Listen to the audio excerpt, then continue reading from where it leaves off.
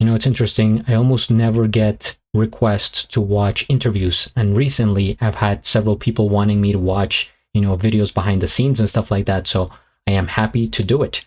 What's up, guys? GeorgeTheCloud here. My name is Jorge, aka George. Welcome to the channel and welcome to my life. We have Linda Ronstadt, Don Lane Show, 27th October 1983. And this is a pay donation by Drew. Thank you so much for being a Patreon member and for the coffee. I really appreciate it, and seriously, it makes all the difference. It makes me, you know, stay alive, essentially. It keeps the lights on, as they say. So thank you, you know, to everyone who has been supporting me. Drew says here, and I quote, "This morning I saw your reaction to What's New, a song I just reacted to by Linda, and was happy you got to hear one of her songs with Nelson Riddle's orchestra. She did 3 albums with him in 1983, 84, and 86, despite her record company not wanting her to do that type of music, because they thought it would not be a success. Anyway, I wanted to request a reaction to this 1983 interview with Linda, where she talks about why she did an album of old standards and what it was like working with Nelson Riddle. Other things talked about in this interview are the media's accusation of soft drug use during the 70s, which she tries unconvincingly to deny. Okay, her relationship with California Governor Jerry Brown, also the controversy over her decision to travel to South Africa for a performance, despite boycotts of that nation by the UN during that time, due to its policies of apartheid. Apartheid? Is that how you say it? Okay, so a lot to discuss here in this interview. I have never seen Don Lane before. I don't know what that show is. Via satellite on Don Lane's Australian variety show. Huh. Okay. So many Australians on here. Like so many artists from Australia, but also like supporters from Australia. I think my channel right now is like 50% Australian viewers, which is insane, but happy to have you. Okay, grab some popcorn, fill up your water, put your headphones on, and let's go back to the 80s. Okay, that's the highest quality. That's fine. Yeah, Linda Ronstadt is arguably the most successful female pop singer of all time. Now, some might say she's also the most controversial, but putting that aside for a moment, there's hardly an area of music that hasn't been explored and conquered by this queen of pop. Even Gilbert and Sullivan recently succumbed to the Ronstadt magic when she received raves for her performance in The Pirates of Penzance. Her latest effort is a highly acclaimed, big-selling album, this one here, called What's New? And the music is arranged by Nelson Riddle, the 62-year-old maestro who created all those velvety sounds for Frank Sinatra 25 or 30 years ago. And some of those songs are on this album. It's a highly unlikely combination, Ronstadt and Riddle, but an unqualified success. Now here's a track, in fact the title track, from this album, showing her new style. Have a look. What a great intro.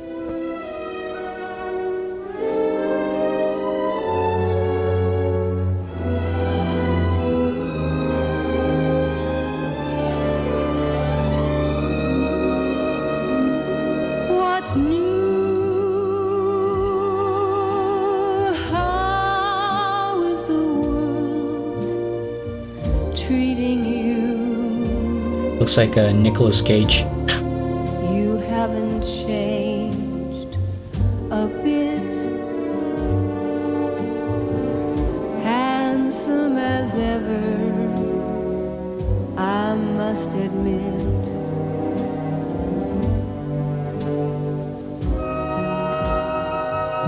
What's new? How did that romance come through?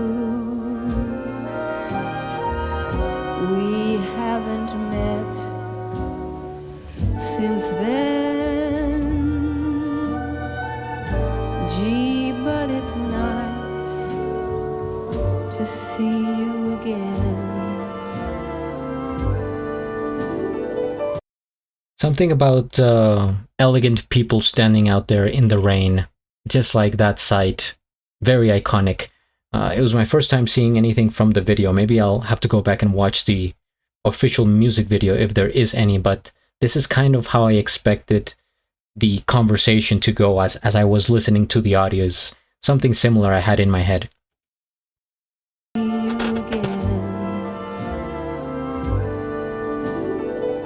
There you got it. That's Linda Ronstadt. That's the new track from the album.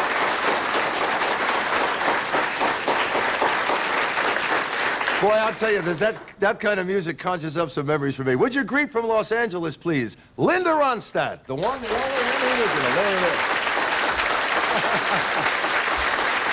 That's a lot of hair.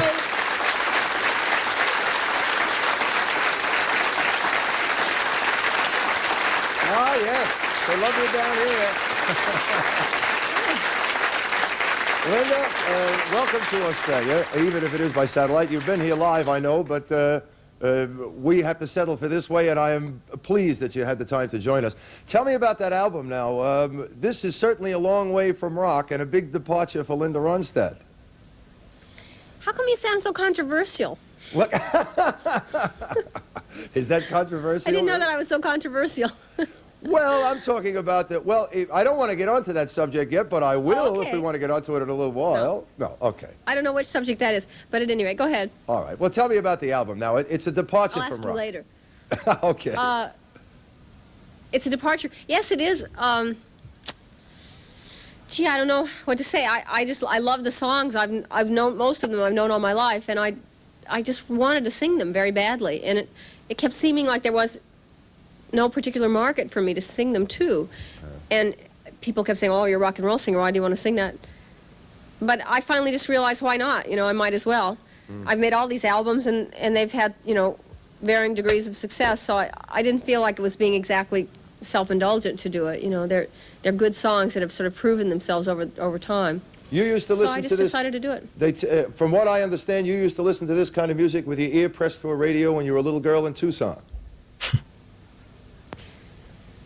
I didn't listen to this kind of music with my ears pressed to the radio. I listened to rock and roll with my ear pressed to the radio. Oh. I listened to this kind of music with my ear pressed to the phonograph machine, because my father had a lot of these records, and they still...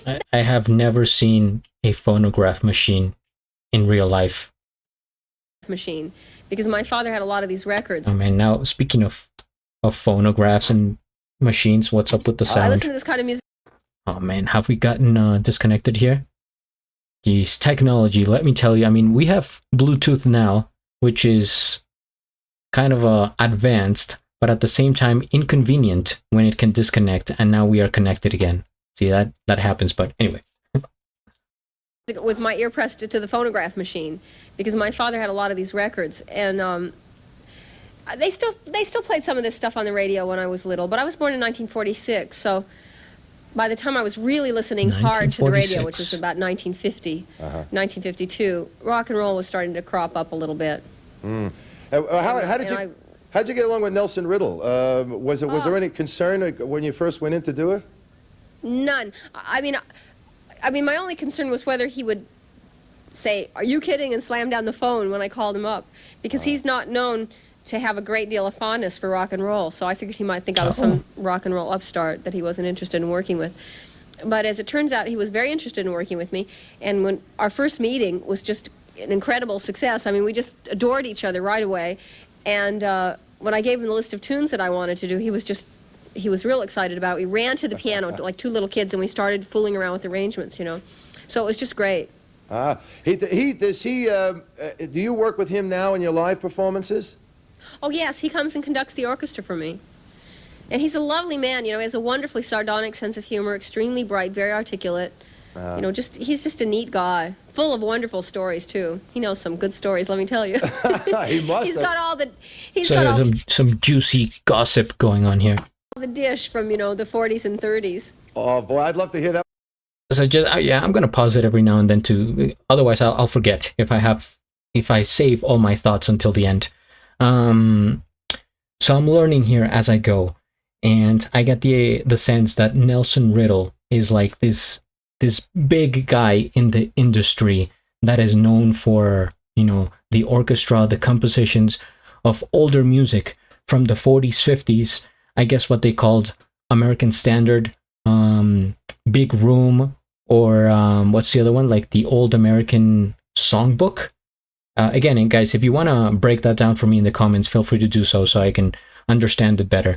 So, so that's him. And on the other hand, we have Linda, who I guess some people knew her as like a rock and roll singer, which I don't see. I don't think I have ever thought of her as that, or like a pop singer or a ballad singer or this and that. She's just a singer because she has so much variety that I never put her in like a category, at least not now that I have seen so much of her work. But she's, the hot thing going on right now, the queen of the 80s. And she's pairing up with this older guy who is more, I guess, like into conservative music, if we want to call it that, and at least not rock and roll, like she said. But they kind of, meet in this middle ground because she wants to reawaken those older songs from back in the day, but put them out there in like a new way that the modern audience can enjoy. So I think it's a very neat collaboration, and I'm trying to think in my head who else right now has done that. And I think so much like people now do many collaborations. It's probably more popular than back then. We see it all the time, and very even weird random collaborations, mixing genres and people that you wouldn't expect. But that's something that they do to, like, I think, boost their image for the public, to stay relevant and for views. Whereas in this case, she was doing it for the love of music, right? It wasn't like, oh, let's do a collaboration so that we can be the #1 selling, thing on Spotify and blow up on Instagram and stuff like that. No, it was like such a different mentality. But yeah, that's my thought right now. Myself sometimes. You were 20s and 30s. Oh boy, I'd love to hear that myself sometime. Was Nelson Riddle with you when you worked at Radio City Music Hall? I bring Radio City Music Hall up because the only time I heard of an act going in there was our own Peter Allen, who was talking about going in and doing the show. And now all of a sudden I read about Linda Ronstadt going in. I mean, we're a great distance away, so I wasn't aware that you had done it. It must have been exciting, Radio City Music Hall. It was very exciting, especially because of the fact that we weren't allowed to rehearse the show, and there were a lot of moves in it. It had a lot of stage moves. Radio City's a very complicated place. It's all operated with hydraulics. Half the stage will go up, 4 or 5 stories. The orchestra was on a great big trolley that moved out of a pit and up above behind me. I mean, it was amazing. I was afraid I was going to get hit by half the stage half the time. It would have been like getting hit by a train. Yeah. But it was really fun, and the audience was great, and they really liked it. So. It was great. Linda, we were looking at that film clip just now. The realization sort of hit me. Not only do you have to go into a studio now and put in all of that time in doing a recording, but once you finish the recording, I guess the rest of your work has just isn't even over. The big work has begun. You have to go and then do film clips. The music now. video. Videos. I know, but I thought about videos from the very first. The very first time I heard the playback of the orchestrated version of What's New, which was the first thing that we recorded. It just sounded, because Nelson has worked so much in film, and a lot of his stuff really sounds like, he really paints, scenery, sound scenery behind the songs. His arrangements are very visual to me, and they're very evocative on a visual level. So I was just real keen on making videos from this as soon as I started listening to what the arrangement sounded like. I think this is basically talking about the pioneering of music videos, because the interviews from 1983, and now that I have gone back to the decades and seen so many videos, so much music, I think actual music videos started to come out in the early 80s, because before that they could still film it, but it was mostly footage of people recording the song in a studio. Or maybe they did something really simple, like, do some shots outside and then go back and forth. But for the most part, I'm thinking in my head, musicians from the 70s, even 60s, and it was just, you had the live presentation or on whatever show or concert, or it was a recording in the studio. But more conceptual, artistic music videos started to come out in the 1980s. And I think it was that, renaissance of videos that makes the 80s so appealing to me in terms of music videos. And there's goofy, there's crazy, there's random, because it was just starting out. So people had all these ideas. And I really, enjoy looking at music videos from the 80s. So I think that's, a good point that she's making, and interesting to see and hear the thought process of like people coming to terms is to like, okay, yeah, we recorded the song, we put in all this work, like Dawn says, and it's like, well, now you have to, do some film for it. And it was the concept of the music videos early on. Making videos from this as soon as I started listening to what the arrangement sounded like. When we talked about being controversial before, what I meant was that I felt there was an unfair emphasis towards wild parties and flings with drugs and things like that. Excuse me? She's thinking. That were reported about with Linda Ronstadt. And in ensuing interviews I have read, you have denied that. You've said that it's overly exaggerated and a beat up by the media. He went right into it. By controversy. I don't think I've ever been to a wild party. I hardly ever go to parties to start with. I'm not very social. I don't like parties very much. But I mean, the idea. Party? You said? I don't recall, Dawn. But continue. The idea of a wild party is funny. Yeah. I'm about as conservative as they come. Not politically conservative, but in my life, I'm very conservative.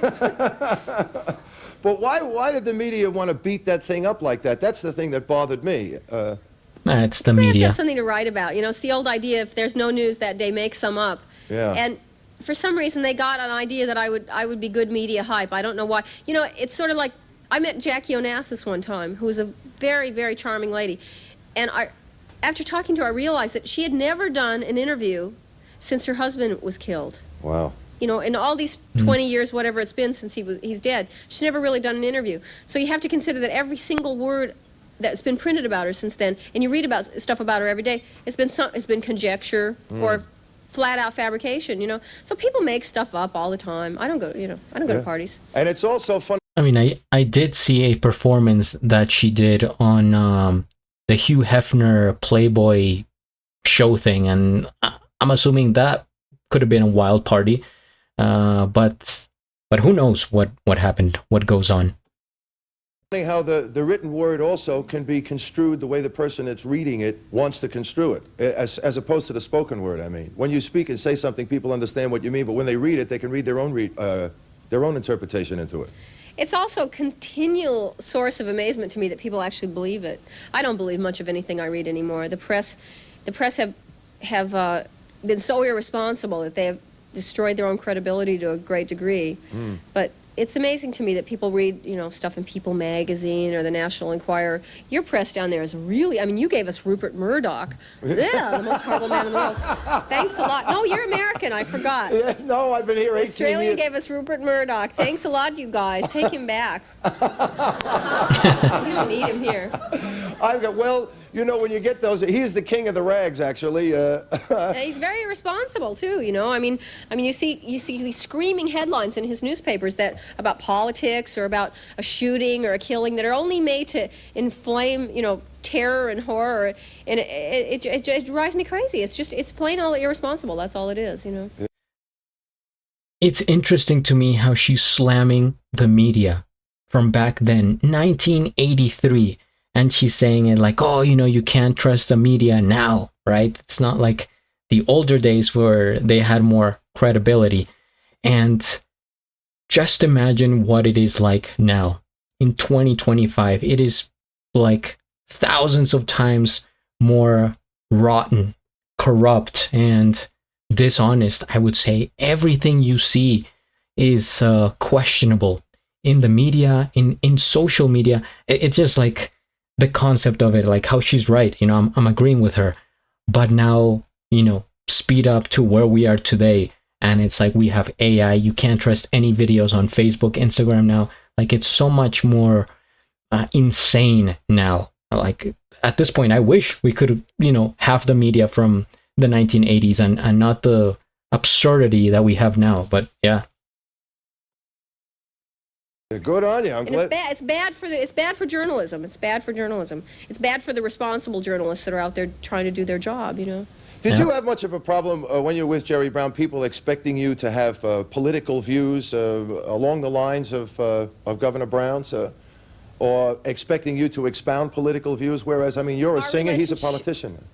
Our relationship was completely personal. It wasn't political at all. So, he did politics, I did music. Right. It's easy to separate that. Fair enough. Now, tell me about the Pirates of Penzance. There was another departure. I mean, nobody in the world would have expected that it was going to be, you were going to get as terrific reviews as you did. As a matter of fact, I think a lot of them probably were licking their chops saying, oh, we'll nail her now, But it must have been a great experience. It was a wonderful experience. People don't realize when somebody's a singer that through all their whole life I was a singer when I was 2, as far as I was concerned. That's all I liked was music, and I walked around singing all the time. And I was real interested in lots of different kinds of music, and people don't realize that most singers, if you pin them down, if you put Mick Jagger into a corner and asked him about all the different kinds of music that he knew about, you'd be probably amazed to find out that he knew about Balinese gong music or something. I mean, whatever. He's amazingly, knowledgeable and has very Catholic taste in music. And most musicians are like that, You'll find out that they know a lot about, I don't know, Irish traditional music or Eskimo music, whatever. And it's just all this stuff that you hear all your life when you're growing up just goes into your head, and you can reach into that it becomes a resource, that you can draw from at different parts of your life. Yeah, you're interested in all sorts of music, of course, the way you speak. You went to South Africa recently. 2 questions here. Did you receive criticism for going to South Africa? And secondly, I understand you were quite impressed by the music that you heard there. Was very impressed with the music that I heard there. It's amazing. It had very little impact here in the United States. About the only people that even raised an eyebrow were Rolling Stone, which I considered the height of hypocrisy, since they don't turn down any of their advertising subscribers, that have companies, Revlon, a lot of other companies that are located down in South Africa. To me, and they screamed and hollered about the money. I mean, I didn't get paid any more for going there than I get paid for going to the United States. And I would certainly expect to be paid for flying 80 hours, to go all the way down to Africa. As far as I was concerned, it was just a gig.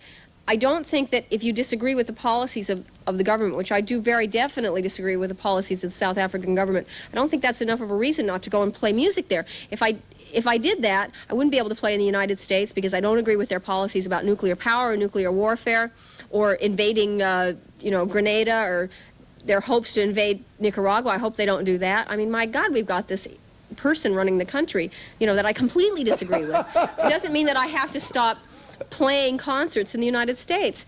And if I decided that I wasn't going to play where attitudes of racism prevailed, I certainly couldn't play in Australia or England or lots of places in the United States, a lot of places in the American South, or Boston, which is extremely racist. Excuse me? Having all the controversy about busing. So where do you draw the line? And if it was someplace where the government was terrible to black people, I couldn't go to Uganda. If I wanted to go to Uganda or Tanzania, which has more political prisoners than South Africa, nobody would raise an eyebrow. They just sort of go, oh my goodness, she's going to Tanzania. Or if I wanted to go to Russia, which is a fascist, repressive government, people would say, oh, she's trying to communicate, I went to South Africa. It has a fascist, repressive government. I'm very interested in the culture down there. And to me, it was an incredible opportunity to learn, to hear I heard some great Zulu music down there, which is incredible. I heard that band Jaluka, which is a great band. And she shut it down. I mean, Your Honor, no further questions. What can you even reply to this? She handled herself so well. Just destroyed the question, because I was thinking as well, in today's time, there are so many hot zones around the world that people would raise an eyebrow because of the political background and everything that's going on, including Russia. In my head, I was saying, everything Russia's doing. What if, musician decided to play a show over there? The amount of criticism and backlash that they would get. And it's even worse now. It has to be worse now than back then because of social media. People just, you go viral. If you go viral for a good thing, you're a hero. If it's for a bad thing, your life is over. You get destroyed, annihilated. And so I'm thinking, what if somebody just decided to sing over there, and like if she was still alive and she was like, okay, I'm gonna go to Russia right now in 2025, people would be, with pitchforks and stones in their hands and everything's like, how could you do? But I think she's right. You can't combine, the political issue of a country with the humanity of a country, because she's there, she's going to that country to play for the people. She's not doing it for the president or the prime minister or whoever's in charge, and wants nothing to do with that. And I think we have to, that's where the line is drawn. Like if I were to go to Russia and do something, or like a musician, you're doing it for the music, for the culture, for whatever's around. I'm not doing it for the president or whoever's in charge. I'm doing it for other reasons. So good point there. And man, this clip, I think this clip should get like should go viral, for a good, in a good way. This is what I'm saying. Like clip that answer and put it on today in TikTok, and see what the younger generation would say about it. Well, see, you just got finished talking. You say, why does anyone think I'm controversial? Do you realize what you've just talked about here? We've just received all your political views in one blow. I'm teasing. I'm not. Yeah, I'm like, it's controversial for the people that want to make it controversial, but it shouldn't be. Putting it down, honestly. I don't think my political views are very controversial. Who likes nuclear warfare? Yeah, that's true. I agree. And who likes racism? People say you're more secure now than you used to be. Do you feel that way? No, I think I'm just about like I've always been. It's just that, I'm telling you, people make stuff up. Women's magazines come and interview me, and they ask me, this and that and the other thing, and I answer. Then they go off and they write exactly, they write me as this lonely, miserable, wretched person, which is not true. I have a real nice family. I've got lots of friends. We have a whoopee good time. I have my share of troubles, just like everybody else does, but, I wouldn't be normal if I didn't. What's the next project, Linda?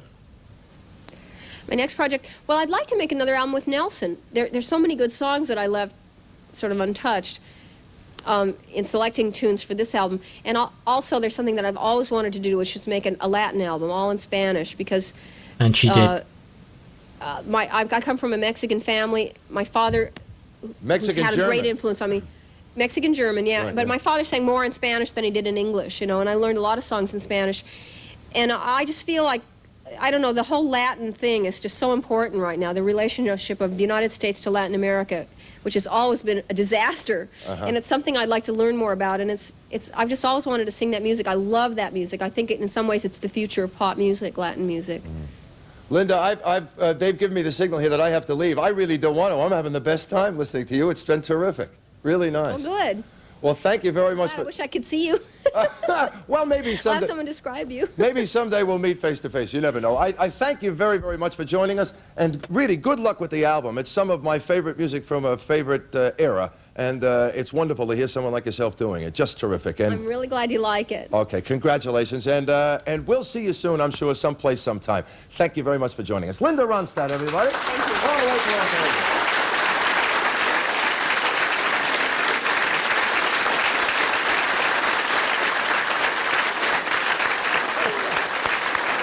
Linda Ronstadt. It's too bad she's not controversial. We're going to have some comics coming up for you. Brian Doyle, Paul Martell, Tim Evans going to have some laughs. Hang in there. We'll be back.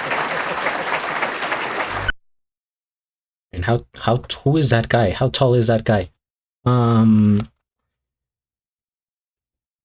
My image of Linda just went up like 10 points after seeing this interview. First things first, we hit the like. I am subscribed to Linda, and I'll have a link of the original video down in the description below. The way she handled that interview, those, spicy, questions that are meant to kind of push you around, and like, I get what he's trying to do, right? Don, it's his job to, be the interviewer and kind of have fun with it, and touch these subjects and ask the questions that people want to know for drama, for the media. It's always been like that, the 80s, the 90s, like now. but her answers were like spot on. I agree completely with everything she said in regards to the controversial aspect. And it's like, yeah, you know, who wants nuclear weapons? Who likes racism? Who wants war? Who, like, yeah, she's not there for the politics. She's there for the music, and I respect that. So very good. This was an eye-opening experience. Maybe I need to check out more interviews from the artists that I react to, because it really gives me an insight into how they speak, how they, you know, they manage themselves in these situations, and just more of like getting into their head, right? What they're into. But man, Linda, wow, impressive how strong a character she is. And with all that scrutiny, right? With fame comes scrutiny. I mean, it's part of the game, right? You're gonna have half the people are going to love you, and the other half are going to question you, and that's how it goes. But she's amazing, man. I'm becoming a fan of Linda as we speak. All right, thank you guys for watching. Please subscribe, and at the end, do a flip. Till the next.